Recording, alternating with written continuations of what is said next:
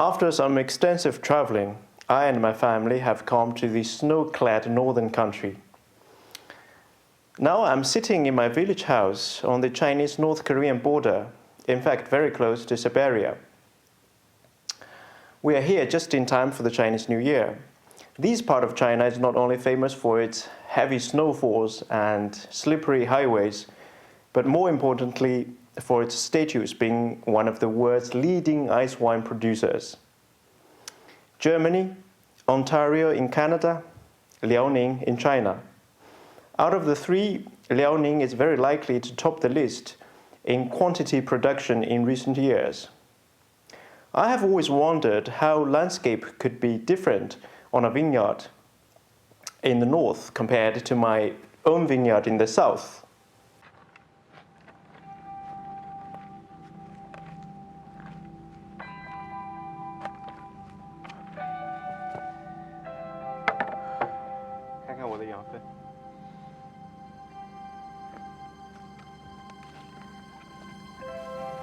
Only about 2 weeks ago, I was still busy with the sheep dung up on the mountain in Hunan.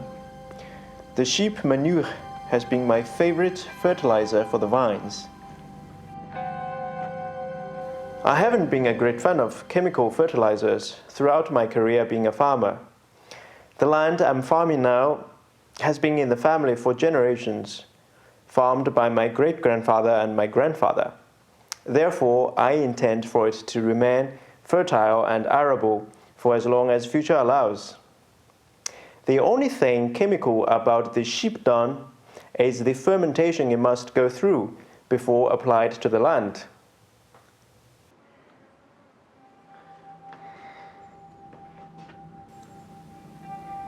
This is when the remains of the press might join the sheep manure. What comes from the earth goes back to the earth. That was the idea.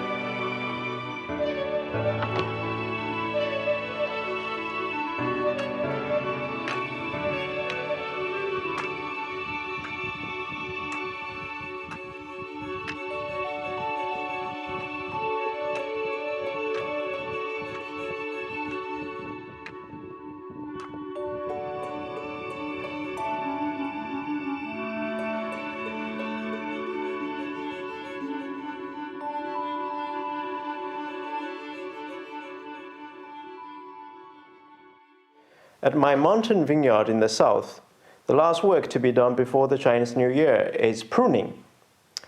Pruning is somewhat like a man getting his hair cut so that he could be ready for the next round of sporting. But for other animals who habitat on the vineyard, it could be awkward at times.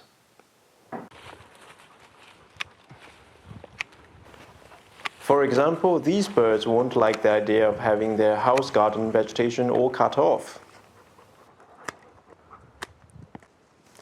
And these birds too. I'd like them to stay because they keep insects under control.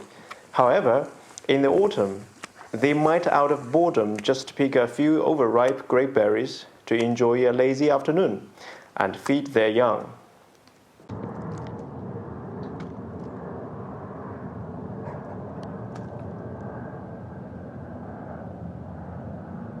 Whereas in the Northern Territory, landscape on the Vineyard could be slightly tougher. The remote Manchurian county called Huairen is believed to be the ancient cradle of the Korean civilization. It is today located about 150 kilometers away from the Korean border, which is precisely where I am. So I had to go through the most exciting driving experience to reach there. Sometimes it's perilous.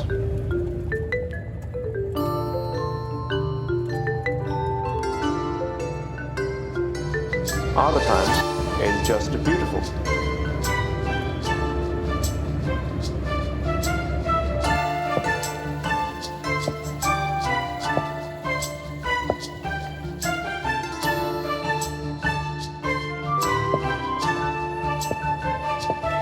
Vast land, countless ones. The Chinese Ontario. The birthplace of the ice wine in China. The art as well as challenge in making ice wine is always about having the berry frozen inside and frosty on the skin before it's rotten when the climate is too humid, or it's turned into raisin when the climate is too dry. It's such a delicate business so that you only have a few locations on the planet suitable to produce this golden liquid. To put it simply, a cold winter around a lake is often required. It's January the 18th. The temperature now is minus 11 Celsius. This is one of the biggest reservoirs in northern China.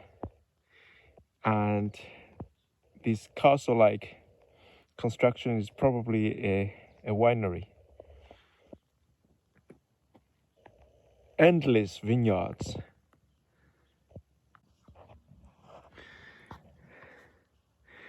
On the surface of the lake, someone's just driving a three-wheeled truck across.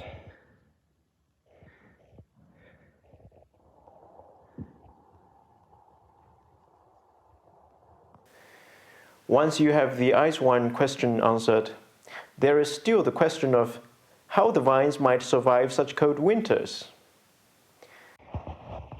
The outdoor temperature might drop down to minus 30 almost every year, and it's impossible for the vines to survive the winter unprotected. Therefore, before freezing every year, the farmers would cut the vine to about 1 meter around here and bend it down to the ground and heap all the earth up on it to form a landscape like this throughout the winter. And next spring, they would dig them up. And here you go, the vines would grow again. At pruning in early winter, all the vines will be sorted and cut into two parts. The one type is the preserved part, which goes underground to survive the winter. And the second part, whoa, another tractor goes across the lake. Amazing. The second part is the unwanted and abandoned part, which are all the fruit-bearing branches, which are cut and tied to the wires using straws like this to hang for 2 to 3 months until the berries are thoroughly frozen. before its harvest.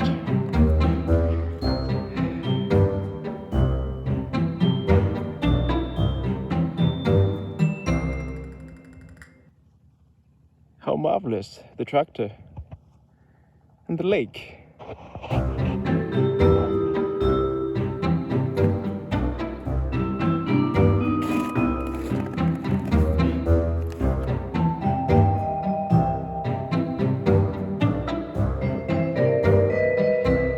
And after harvest, the branches are torn down like this. Straws and buried vines, those are the Chinese answer to the Ontario question.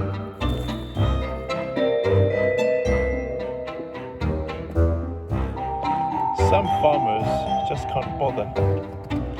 To live or not to live is a question left for the vines themselves to decide.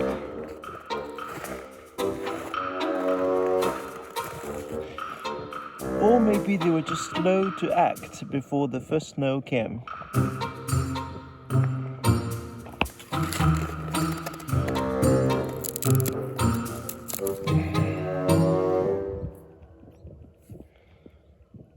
Still alive.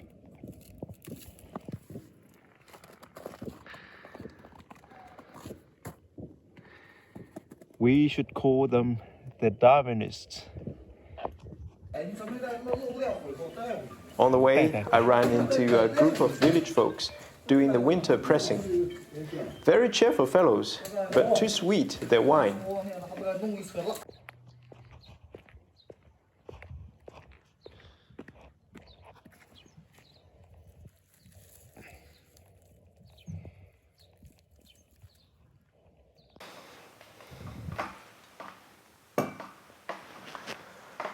I have brought back ice wine from a respectable winery on the trip. Here I have also brought a bottle of my own vintage 2022. Let's have a small tasting of both and see how the north meets the south.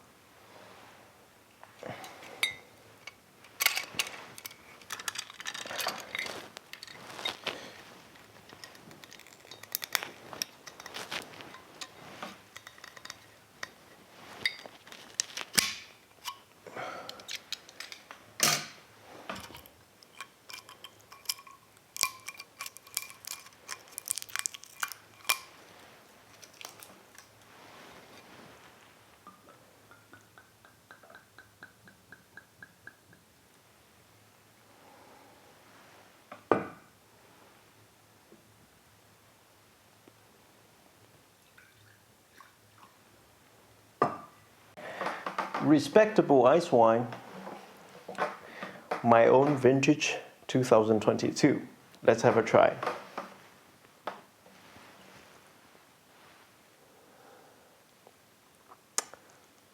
The fragrance is a bit vague, but color is a charming amber.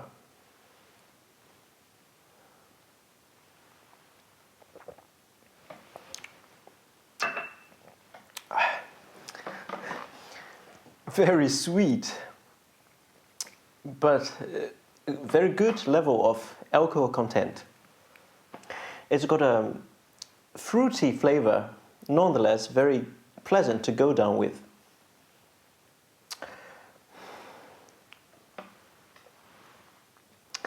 I'm always happy to look at the color.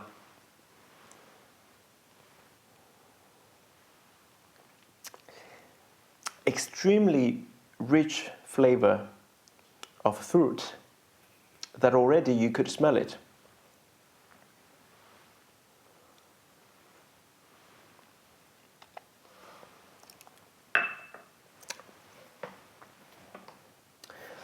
Everything is a lot richer, rich but balanced.